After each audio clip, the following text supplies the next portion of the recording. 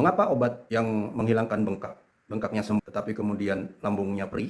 Obat-obat yang menghilangkan bengkak atau dalam istilah medisnya adalah inflamasi atau bahasa Indonesia adalah radang, itu biasanya diberikan obat-obat golongan kortikosteroid ataupun obat-obat antiinflamasi non-steroid.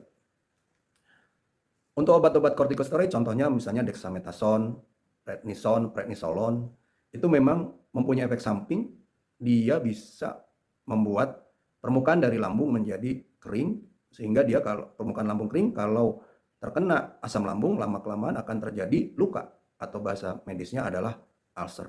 Nah, luka itulah yang menyebabkan lambung kita merasa perih ya. Karena asam lambung terkena ke daging dari lambung maka akan terasa perih.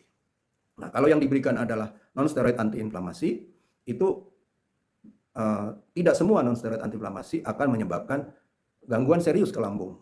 Jadi kalau non-steroid antiinflamasi itu ada beberapa generasi. Generasi awalnya seperti natrium diklofenak, kalium diklofenak, ibuprofen, asam mefenamat.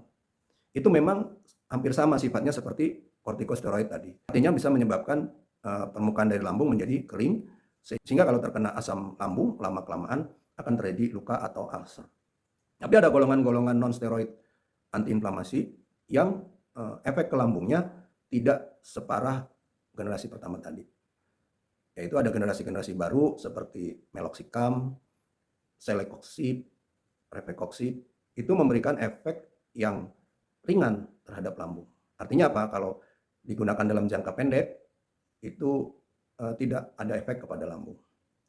Jadi kalau memang sebelum terapi, Bapak Ibu sudah mempunyai gangguan di lambung, dari awal bicarakan kepada dokter, supaya diberikan obat-obat yang efek ke lambungnya tidak berat.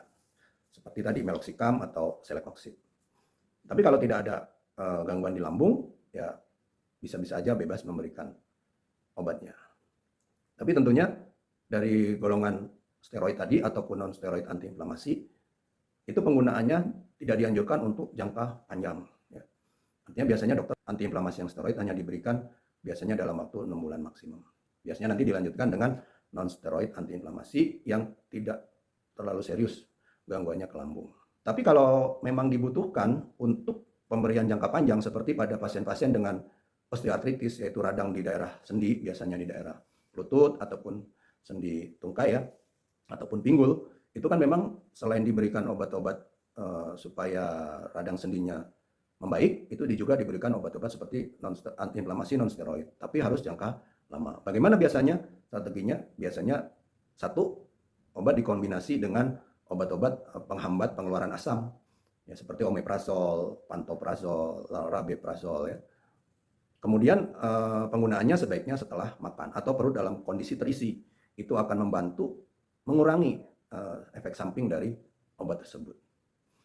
Yang mempunyai pertanyaan atau pengen tahu lebih lanjut, silahkan ya tulis di komen dari video ini. Terima kasih, sampai ketemu di informasi selanjutnya.